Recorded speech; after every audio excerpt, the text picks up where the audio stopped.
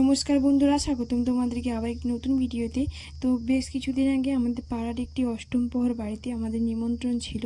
তো সেখানে কি কি খেয়েছি সেটাই তোমাদের সাথে শেয়ার করতে চলে এসেছি। তো প্রথমে দেখো এখানে কিন্তু দিয়ে দিয়েছে মহাপ্রভুর প্রসাদ, যেটা না খেলে তো আজকে খাওয়াটা কমপ্লিটই হতো না। তো তারপর দেখো এখানে কিন্তু পাতে পড়ে গেছে লবণ, আর লবণের পর এখানে দেখো দিয়ে দিয়েছে শাক ভাজা, আর এটাতে কিন্তু ছোলা দিয়ে ভাজা ছিল। তারপর দেখো এখানে কিন্তু দিয়ে দিয়েছে সাদা ভাত, আর তার সাথে দিয়ে দিয়েছে মুগের ডাল। আর মুগের ডালটা কিন্তু বেশ ভালোই হয়েছিল। আর তারপর দেখো আমাদেরকে দিয়ে দিল এখানে হচ্ছে একটা পাঁচ মিশালি সবজি। আর বিশ্বাস করো এই সবজিটা এত টেস্টি হয়েছিল, ডাল দিয়ে মেখে এত ভালো লাগছিল যে আমি পরেও আরেকবার নিয়েছি, তোমরা সেটা দেখতে পাবে।